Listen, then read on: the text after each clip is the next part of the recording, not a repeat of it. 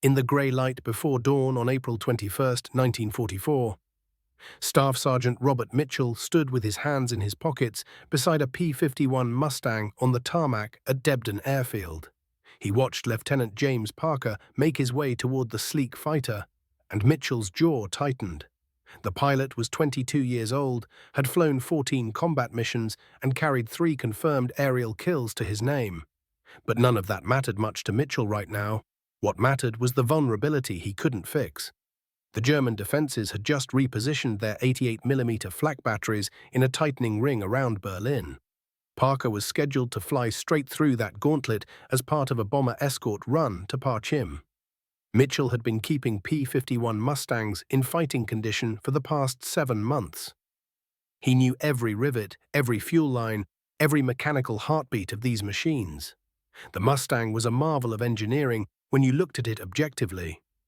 Single-engine, laminar flow wing design, fast at any altitude, with a combat range exceeding 1,600 miles when fitted with drop tanks.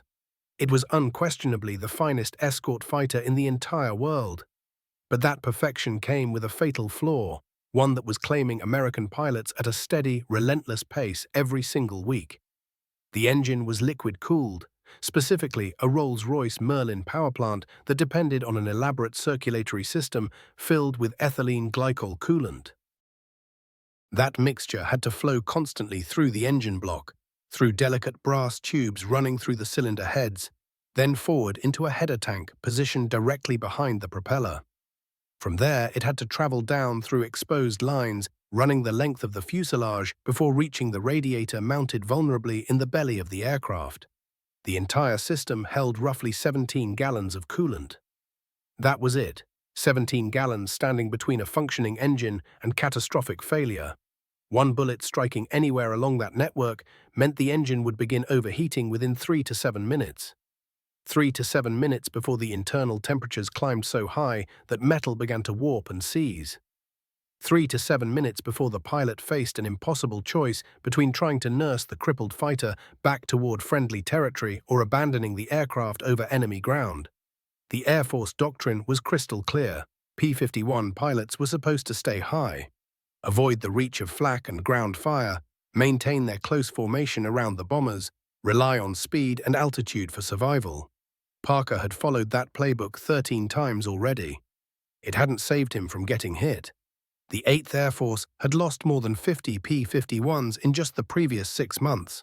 But here was the thing that kept Mitchell awake at night. Most of those aircraft hadn't been shot down by German fighters. They'd been brought down by ground fire, by flak fragments tearing through aluminum, by rifle rounds punching through skin and severing a coolant line. Mitchell had seen too many of them limp back to base, with white glycol vapor streaming behind them like a trail of doom. The engine temperatures climbing relentlessly, passing 100 degrees Celsius, pushing toward the maximum threshold of 110. Some pilots made it back, most didn't. The training manual blamed tactical error. The instructors insisted these pilots weren't following proper doctrine, but Mitchell knew the real story. The problem wasn't the pilots. The problem was the cooling system. The P-51 Mustang cooling system was indeed elegant on paper. It was efficient. It even used the Meredith effect to recover some of the aerodynamic penalty that came from the radiator installation. But elegance and vulnerability often traveled together, and this one was desperately vulnerable. Every coolant line ran exposed through the aircraft structure with no protection. The header tank sat exposed directly behind the propeller, inside nothing but aluminum walls. The radiator hung suspended in the belly intake, where anything coming from below could reach it. A single .30 caliber bullet could punch through any of these components. A single fragment from an 88mm shell could tear through a coolant line like it was paper. Once the system began leaking, there was no backup plan, no reserve tank, no capability to seal a breach while airborne. The coolant would stream out through the hole. The temperature would climb toward destruction, and the pilot would have minutes to choose between reaching friendly territory or ejecting over enemy soil. Mitchell had raised this issue with the engineering officer 4 months earlier. The response had been bureaucratic and final. The cooling system met all specifications, the officer had said. North American Aviation designed it. Packard built the Merlin engines. Everything was within tolerance. Redesigning the system would require re-engineering the entire airframe, which needed approval from Wright Field in Ohio. And Wright Field was 4,000 miles away. Modifications would require months, possibly years. The pilots didn't have that kind of time, so Mitchell worked with what he had. Before every mission, he checked every single coolant connection. He verified every hose clamp was tightened to specification. He pressure tested the header tank. He looked for cracks, for corrosion, for any whisper of weakness in the system. But he couldn't armor the lines. He couldn't add redundancy. He couldn't fix the fundamental vulnerability that every single P-51 carried into combat. The first pilot Mitchell lost to a coolant system failure was Second Lieutenant David Chen on March 19, 1944. Chen had been in theater for just 4 weeks. Mitchell had worked on his aircraft every morning before dawn. They'd talked about California during those maintenance sessions. Chen was from San Francisco. Mitchell was from Los Angeles. Both of them had worked on cars back home before the war changed everything. Chen took off at 06:45 on a fighter sweep over France. 3 hours later, he came back with his engine temperature gauge showing 108 degrees Celsius and a trail of white vapor streaming behind the fuselage. Chen reported that he'd been hit by ground fire during a low strafing pass on a German airfield near Beauvais. A single small-caliber round had punched through the belly skin and clipped the coolant line to the radiator. Chen felt the engine temperature spike immediately. He broke off the attack, started climbing, pointed the nose toward England. 18 minutes. That's how long the engine held together. 18 minutes of watching the temperature gauge climb steadily, watching the vapor trail grow thicker and darker, knowing the engine was dying with every passing second. Chen made it across the channel. He made it to the English coast.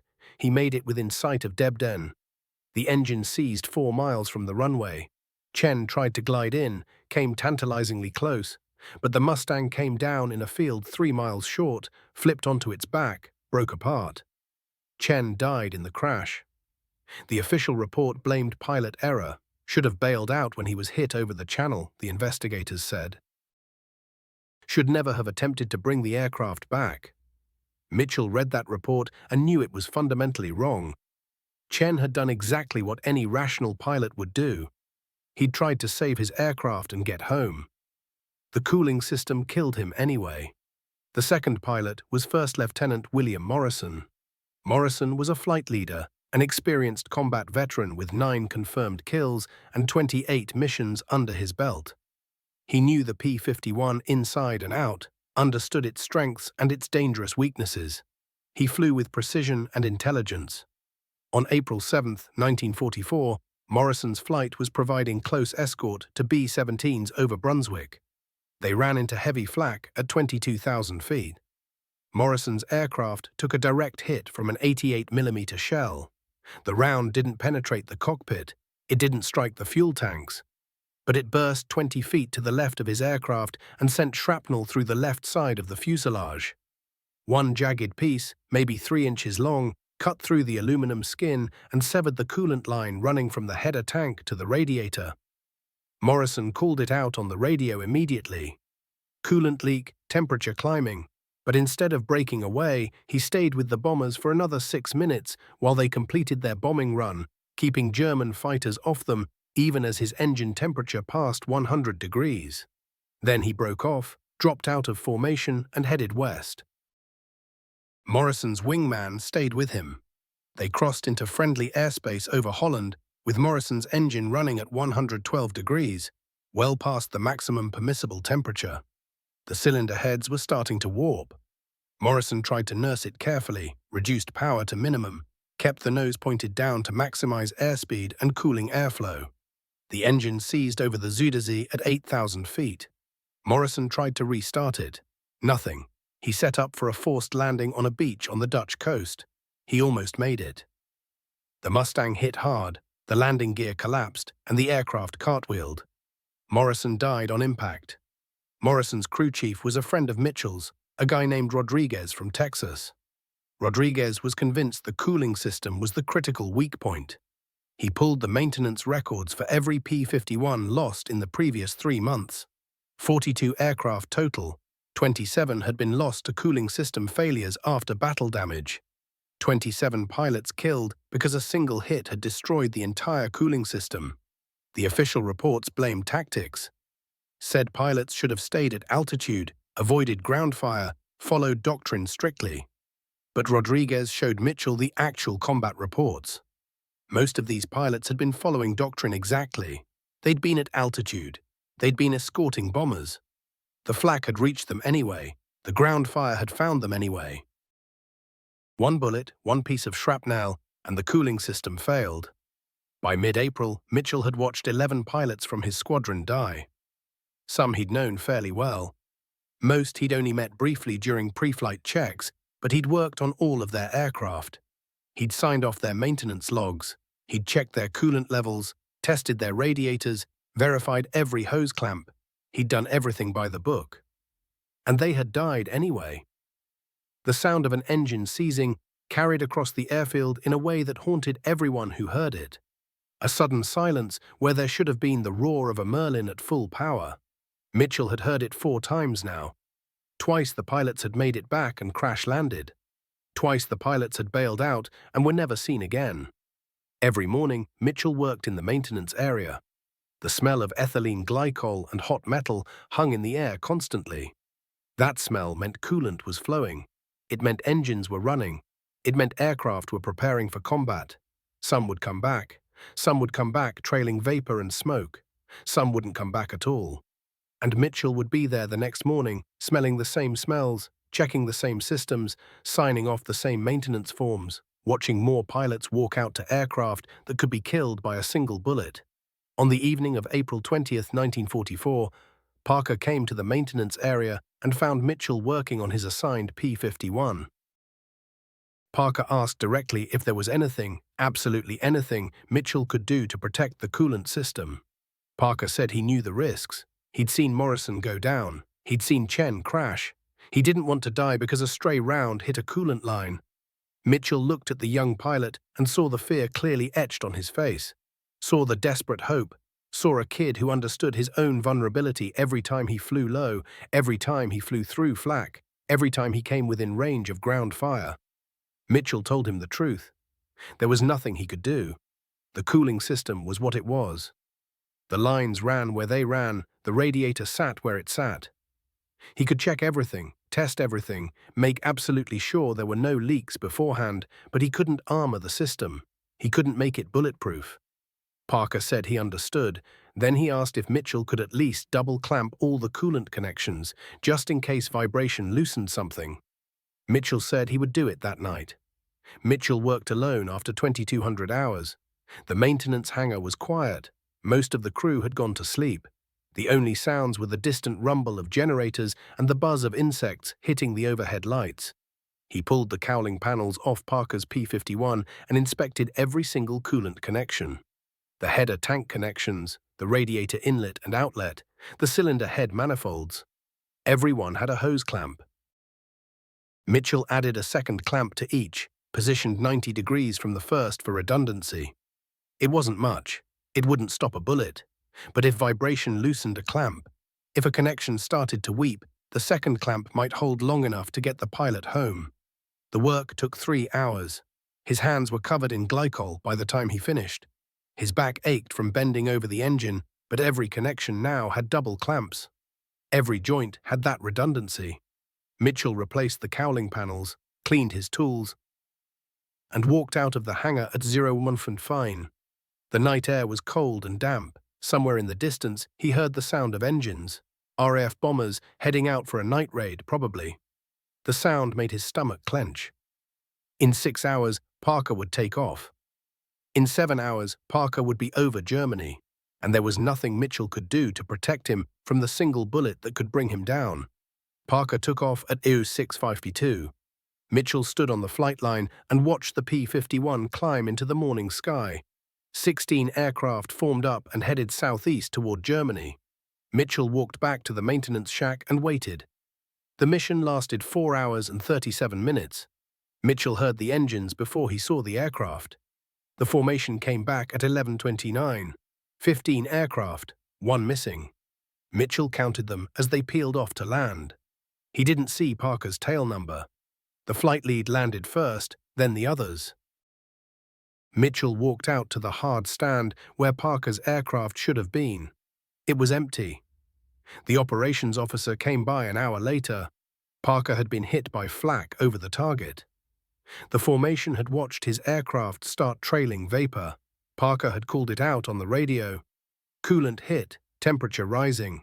He'd stayed with the bombers for another 10 minutes, covering them through the target area while his engine temperature climbed past 100 degrees.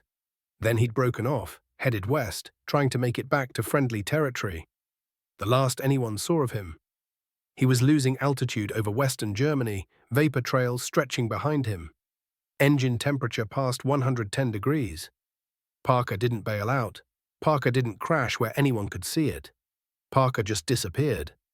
Maybe he'd landed in a field. Maybe the engine held together long enough to get him down. Maybe he was a prisoner of war now.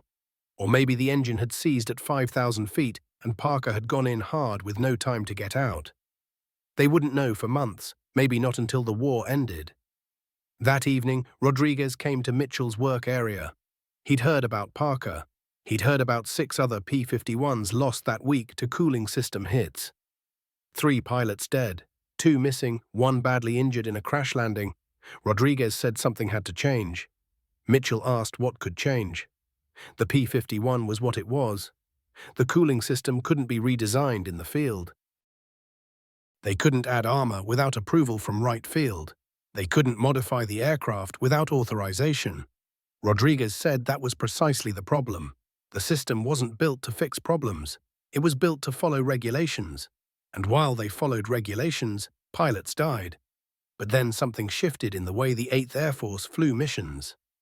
In late April 1944, Major General James Doolittle made a decision that changed everything. He freed the fighters from tight bomber escort duty. Instead of staying close to the bombers, P-51 pilots could range ahead, sweep for German fighters, attack airfields, destroy aircraft on the ground. It was aggressive. It was risky. And it meant P-51 pilots would be going low, strafing targets, exposing themselves to ground fire. That was precisely the situation where the cooling system vulnerability became most dangerous. The new mission profiles were called fighter sweeps. Later, they were called Chattanooga missions when they focused on railroads and locomotives. P-51 pilots loved the freedom. They could hunt, they could attack. They could take the fight to the Germans instead of waiting to be attacked. But the losses went up immediately. In May 1944, the 8th Air Force lost 93 P-51s. 41% of those losses came from strafing missions. Ground fire, small arms, light flak. The cooling system vulnerability that had been theoretical became brutally, devastatingly real. The coolant lines were punctured. The engines were failing. Pilots were falling from the sky. The numbers told a grim story. A P-51 pilot faced worse odds during a strafing run over a German airfield than they did in an actual dogfight against a Messerschmitt 109. You could outfly the Luftwaffe, but there was no way to outmaneuver enemy fire from the ground. Lieutenant Robert Hayes found himself caught in this deadly game. He had watched Parker go down. He had watched Morrison disappear.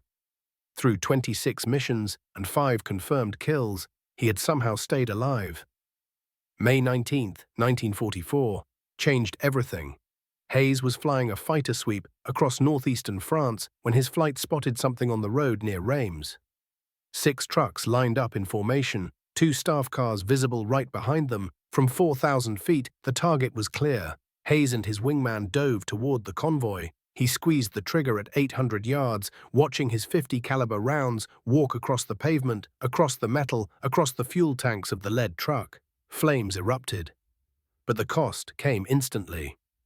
Something punched through the fuselage with a sharp crack, like a fist slamming into the cockpit floor directly beneath his left boot. The impact was unmistakable. His engine temperature gauge jumped, 5 degrees, then 10, then another 5 on top of that. He grabbed the radio. The words came out steady despite his racing heart. Took a hit. Coolant system. The needle kept climbing. Hayes trimmed the aircraft level at 4,000 feet and pointed the nose toward the western horizon. toward England, toward home. 30 seconds later, white vapor began streaming from beneath the engine cowling. Thick mist that everyone in formation could see. Hayes stared at the temperature gauge. 100, 102, 104. He throttled back to minimum power, trying everything to buy time. The needle finally stopped at 106 degrees. Hayes ran the calculation, 180 miles back to Detton. At this reduced speed, that meant 40 minutes in the air. The engine manual said 110 degrees was the absolute limit. He had 4 degrees of margin, 4 degrees between making it home and watching his engine destroy itself from within. For 8 long minutes, the temperature held steady. Then it crept upward again. 107, 108. Hayes eased the stick forward slightly, building airspeed to force more cooling air through the radiator. The gauge stabilized at 108. 30 minutes remained, 2 degrees of margin now. His wingman stayed close, watching the vapor trail grow thicker and thicker. 30 miles from Detton, the temperature hit the maximum permissible limit. 110 degrees exactly. Any higher and the cylinder heads would begin warping. The valves would stick. The pistons would seize without warning. Hayes kept the power steady, knowing he might have seconds before catastrophe. 70 miles from the airfield and the needle climbed past maximum. 112 degrees. The engine began running rough beneath him. Vibration shuddered through the control stick. The cylinder heads were warping. Time was running out. 50 miles out, the vapor trail changed color. No longer white steam, but gray smoke. Burning coolant now, the temperature hit 114 degrees, and the engine hammered like it might tear itself apart. Hayes transmitted to the tower, emergency landing, straight in. No pattern. The airfield appeared in his windscreen. 20 miles, 10, 5. The engine screamed and pounded, temperature pegged at 116 degrees. 3 miles to the runway and the propeller simply stopped. Dead, silent, the engine had seized completely. Hayes pitched for the best glide speed, 140 miles per hour. His altitude would carry him, his airspeed would hold, he could glide it in. He cleared the airfield boundary at 200 feet and dropped the landing gear. The runway came up. He touched down halfway along its length and rolled to a stop as glycol vapor and steam poured from the engine compartment like a dying breath. Silence surrounded him except for the wind rushing across the cooling fuselage. Hayes sat motionless for a moment, hands trembling on the stick. His flight suit was soaked. Sweat ran down his face. He had made it. But another 18 minutes, and he would have been dead. Mitchell arrived at the aircraft 15 minutes later. Hayes pointed to the entry hole beneath the fuselage, just past the wing root. Small, maybe .30 caliber. The bullet had punched through aluminum, passed through the structure, and clipped the coolant return line from the radiator. Just a nick.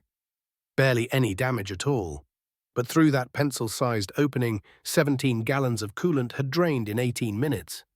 Mitchell examined the engine. The number 3 cylinder had cracked completely. Cylinder heads 4 and 5 had separated from their seats. The pistons bore deep scoring marks. The Merlin was finished. That evening, Mitchell and Rodriguez worked under portable lights, unbolting the engine mounts and disconnecting every line and hose. They lowered the Merlin onto its stand piece by piece.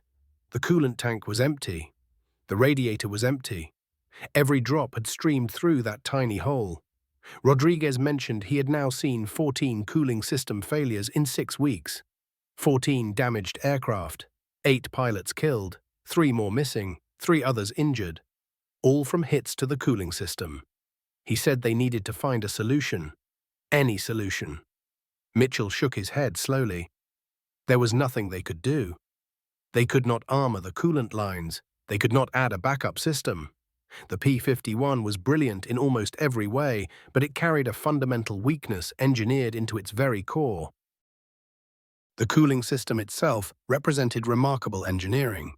2 separate circuits shared one radiator assembly. The primary engine cooling circuit held 16.5 gallons of coolant pressurized to 30 pounds per square inch. The supercharger cooling circuit held 5 gallons at 20 pounds per square inch.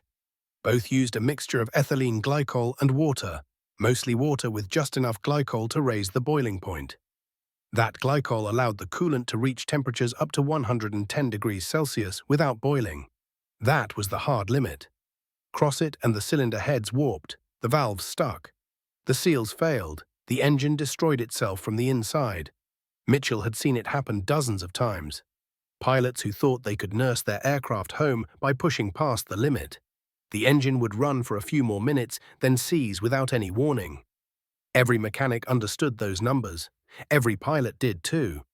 But understanding temperatures did not help when coolant poured out through a bullet hole. You could reduce power all you wanted. You could open the radiator flaps wide. Once the coolant was gone, it was gone. There was no reserve. No backup tank. No emergency supply. The moment coolant began escaping, the pilot entered a race against time. 3 minutes if luck abandoned him completely. 7 minutes if fortune smiled. The size of the hole determined everything. A large hole from a 20mm shell might drain the system in 2 minutes flat. A small hole from rifle fire could take 8. But the ending was always identical. Temperature would climb. The engine would seize. The pilot would have to find somewhere to put the aircraft down. Rodriguez raised another point. Other aircraft carried liquid-cooled engines, the P-38 Lightning, for instance. Why was the Mustang so much more vulnerable? Mitchell explained the fundamental difference. The P-38 had 2 engines. If one cooling system failed, the pilot could shut down that engine and fly home on the other. Redundancy.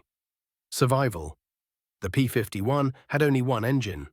One cooling system meant only one chance. The P-38's radiators sat protected inside the booms. The P-51's radiator hung exposed in the belly scoop. The P-38's coolant lines ran safely within the boom structure. The P-51's lines snaked through open fuselage bays. Every design choice that made the Mustang fast, efficient, and deadly also made it fragile. The Packard Merlin engine driving the P-51 was an engineering masterpiece. 12 cylinders arranged in a V.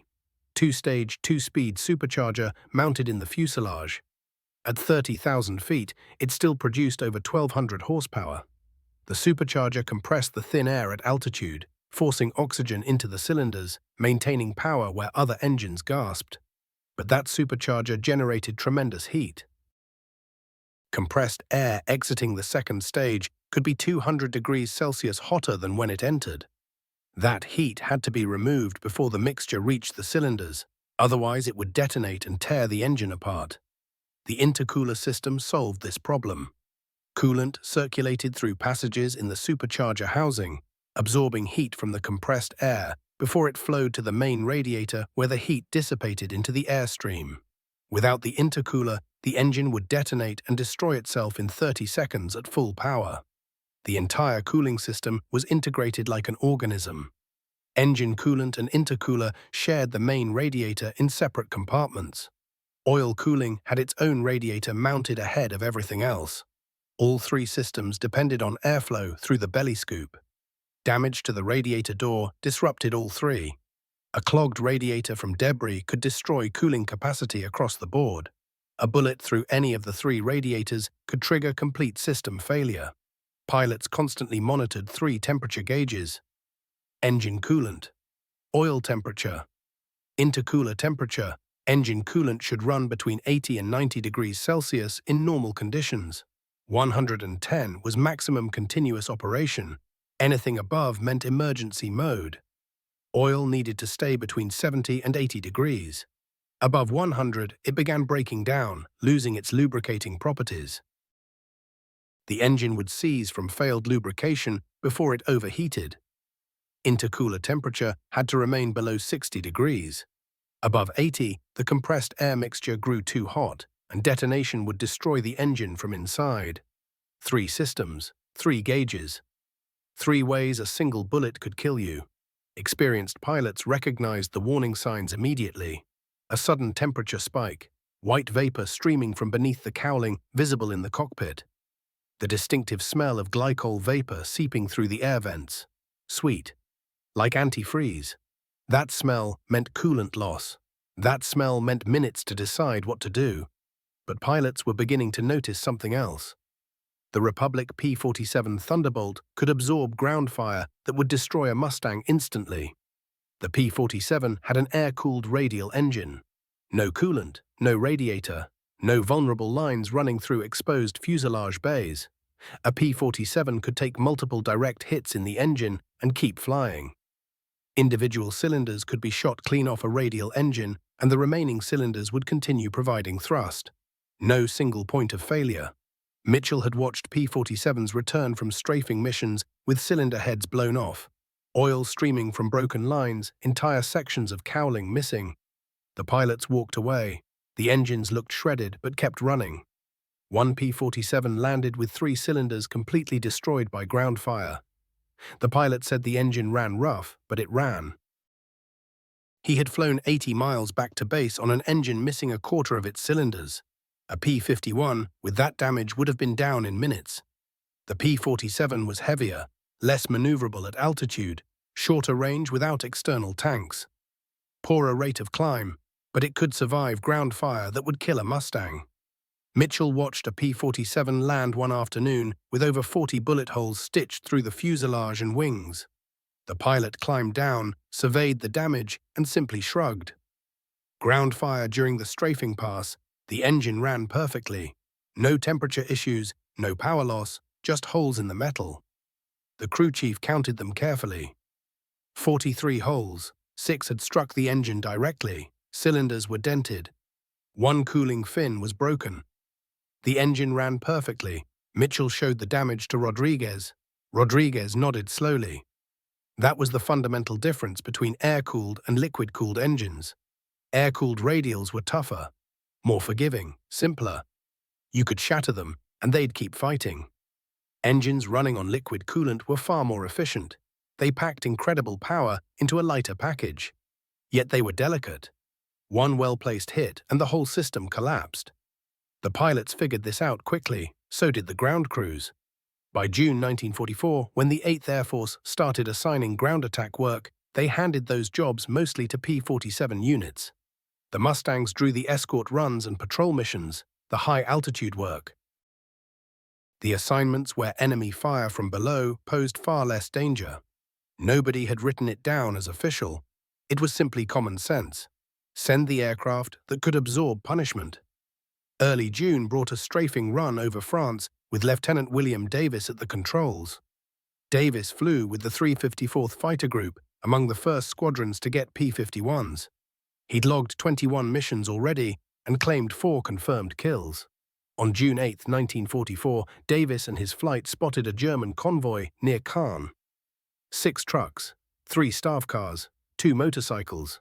They descended from the west at 2,000 feet, rolled into their pass, and squeezed the trigger. Davis's bullets found the lead truck, and it vanished in flames. The convoy scattered in all directions. Davis pulled up and banked hard for another attack. That's when he felt it, a sharp crack right beneath his right wing. The temperature needle spiked immediately, 90 degrees, climbing to 95, then 100. Davis reported it on the radio. Direct hit to the coolant system. He leveled the wings and pointed west toward the coast. 30 seconds later, a white vapor trail bloomed behind him. Thick glycol mist poured from the belly intake. The temperature gauge read 105 degrees. Davis cut power to its lowest setting. The needle held steady at 105. His base at La Chendon lay 90 miles away, 20 minutes at this speed. The gauge crept upward. 108 degrees. Davis grabbed the emergency handle and cranked the radiator flap open manually. Temperature dropped back to 106. 60 miles to base. 15 minutes of flying time. The needle climbed again. 110 degrees now. Maximum limit. Davis kept his power settings constant. 50 miles out. 12 minutes, 112 degrees. He could feel the engine working harder now, vibrations traveling up through the control stick. 40 miles left, 10 minutes, 114. 30 miles, 8 minutes, 116 degrees. The engine was shrieking now, loud enough to cut through the wind noise. 20 miles to go. 6 minutes. The temperature gauge hit 118 degrees. Davis spotted the airfield ahead in the distance. 15 miles, 5 minutes of gliding time. The engine had crossed beyond safe limits. Cylinder heads were fracturing. 10 miles, 4 minutes, the propeller began to windmill uselessly. The engine seized with sudden, profound silence. Davis aimed for the best glide angle, 140 miles per hour. Enough height, enough distance left. He could make it.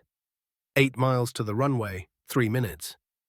Davis cleared the airfield perimeter at 300 feet. He lowered the gear. Touched down long on the tarmac, stopped halfway down the strip. He killed the electrical switches and crawled out. His whole body trembled. Steam erupted from the engine cowling. He had survived. 13 minutes away from losing his life, all because one rifle bullet had torn open a coolant line. Mitchell examined the wreckage the next morning. The round had punched through the belly skin just ahead of where the radiator drew in air. Small caliber, probably 7.9mm German rifle ammunition. It had bored through the thin aluminum, through the internal structure, and just barely clipped the coolant return line. Not a direct hit, a glancing wound, but enough to create a hole the size of a grain of rice. That tiny opening had drained everything in 13 minutes. The engine was finished. 2 cylinder heads had cracked wide open. 3 valve seats had separated from their seats. All 12 pistons bore deep scores from running without cooling. The Merlin engine was beyond repair. Davis had saved his airplane, but the engine was scrap metal. Yet the damage continued. Between April and August 1944, the 8th Air Force lost 569 Mustangs.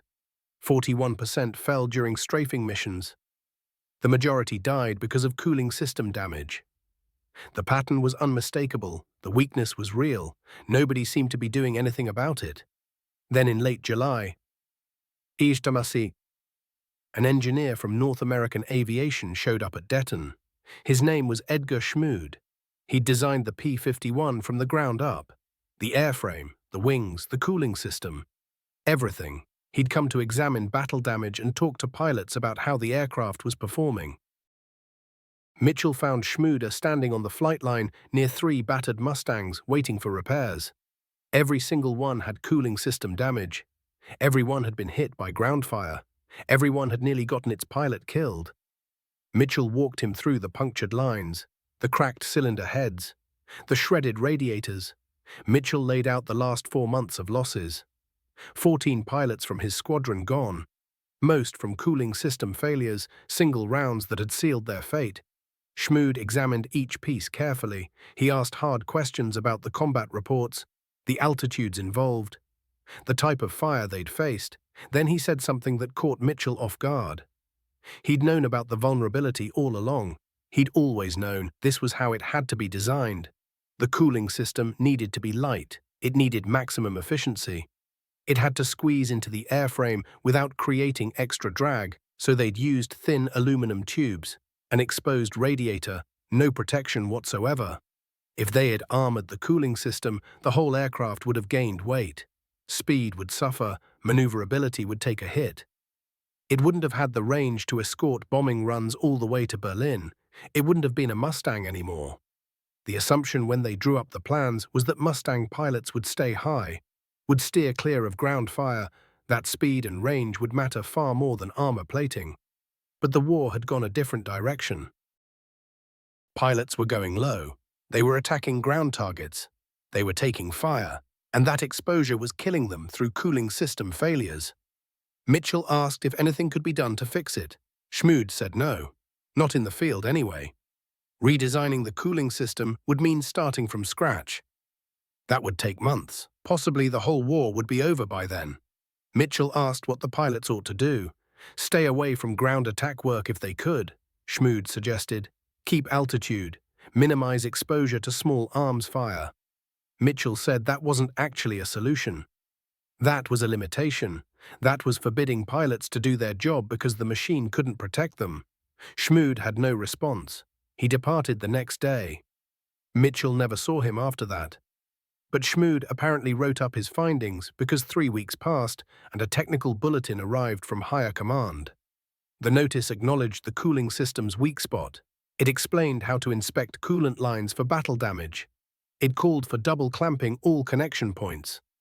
It suggested pilots cut power right away if they suspected any cooling system hit, to buy more time before seizure. The bulletin didn't fix anything.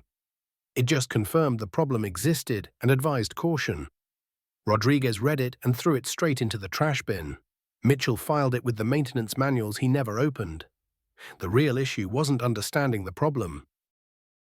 The real issue was that the aircraft possessed a fatal flaw nobody could remedy. By September 1944, the European air campaign had transformed. The Luftwaffe was crumbling. German fighters were disappearing faster than new ones could roll off the line. Allied bombers moved across Germany with increasing ease. Mustang pilots compiled staggering air-to-air victory counts while also destroying German aircraft parked on airfields below. September alone saw Mustang pilots eliminate over 4,000 enemy aircraft sitting on the ground. But success carried a price. The 8th Air Force took losses of 78 Mustangs in September. 51 went down during strafing runs. 51 pilots were killed or reported missing because they'd descended, taken fire, and had their cooling systems punctured. The mathematics were harsh but straightforward. Mustang pilots owned the air in one-on-one fighting, but down low, going after ground targets, they faced a vulnerability that no amount of skill or tactical thinking or sheer guts could overcome. One round was all it took. Lieutenant Robert Hayes flew 43 more missions after his emergency landing in May. He added 9 more kills to his record, 6 in the air and 3 on the ground. November 3, 1944 found Hayes joining another strafing attack on a rail yard near Kassel. 2 passes destroyed a locomotive and damaged several freight cars. On his third approach, ground fire found him. Hayes called it immediately. Coolant system hit, temperatures rising fast. He climbed and steered toward England. This time his luck ran out. The engine seized over Holland at 11,000 feet. Hayes ejected. He came down in a field near Arnhem. British soldiers discovered him after 2 hours. His ankle had snapped in the impact, but he was otherwise unharmed. They evacuated him to England. He never flew another combat mission. His Mustang was discovered 3 months later by advancing Allied forces. It had gone straight into the earth nose first at 400 miles per hour. The cooling system was bone dry.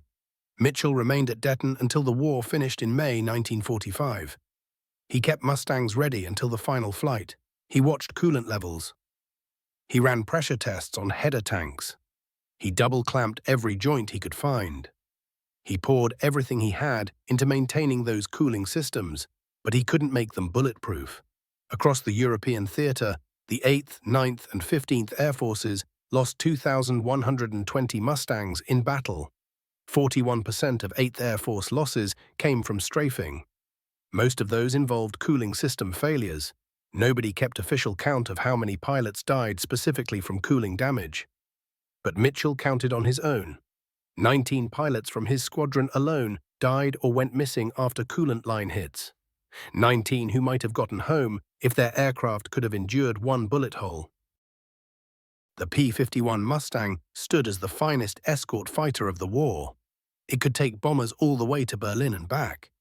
It possessed the speed to catch anything the Luftwaffe launched. It won dogfights against Germany's best fighter pilots with its superior maneuverability.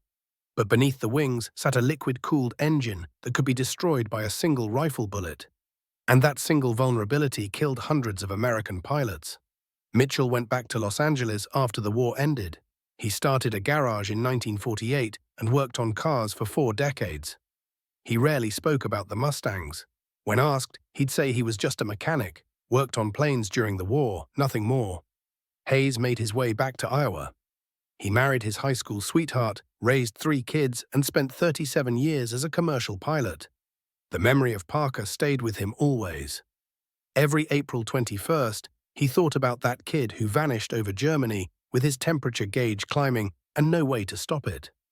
Rodriguez remained in the Air Force through 1963. He earned Master Sergeant stripes and trained young crew chiefs on jet engines. He told each one the same story: how the P-51 possessed a fatal cooling system, how a magnificent aircraft could carry one terrible weakness, how 19 pilots from a single squadron perished because one vulnerable system was exposed to enemy fire. A military aviation historian researching Mustang losses tracked down references to cooling system problems in 1991 in maintenance records and combat logs from England. He found Mitchell through veteran organizations. By then, Mitchell was 74, still working part-time at his garage. When the historian asked about the cooling failures, Mitchell confirmed what the documents already showed. The Mustang was fragile in this way. Every mechanic knew it, every pilot knew it. No solution existed. The historian calculated that cooling system failures from combat damage caused somewhere between 500 and 650 losses during the war. Most of those pilots didn't come home or spent years in prisoner camps. If the P-51 had included a backup cooling system, or shielded coolant lines, or an air-cooled engine instead, many of those men might have survived. But that wouldn't have been a Mustang anymore. It would have been something else. Something heavier, something slower, something less capable. The P-51 became what it was through decisions that created greatness and decisions that created vulnerability. You couldn't separate them. Robert Mitchell passed away in 2007 at the age of 90. Forest Lawn Memorial Park in Los Angeles holds his grave. His death notice mentioned his World War II service as an aircraft mechanic. It didn't mention the 19 pilots he watched die. It didn't mention the coolant systems he checked every single day. It didn't mention that he'd done everything within his power to keep those systems running, knowing a single bullet could still end them. His garage still stands in Los Angeles, though different hands run it now. In the back office, a worn photograph hangs on the wall. A young mechanic in work clothes stands beside a P-51 Mustang, written on the back, April 1944, England. That's the way vulnerability plays out in war. The greatest weapons sometimes carry the greatest flaws. The very qualities that make an aircraft remarkable can also make it fragile. The Mustang could escort bombers to Berlin and back, but one bullet through the cooling system could bring it down. Hundreds of American pilots paid the ultimate price for that single point of failure. That's what they didn't tell you about the P-51 Mustang. It was the finest fighter ever to fly, and a single bullet could destroy it. If this story moved you the way it moved us, take a moment to like this video. Your support helps us bring more forgotten stories from the Second World War into the light. Hit subscribe and stay connected with these untold histories. Every story counts. Everyone deserves remembering. We'd love to hear your thoughts. Drop a comment below and tell us where you're watching from. Our audience stretches from Texas to Tasmania, from former pilots to history buffs and everything between. You're part of a remarkable community.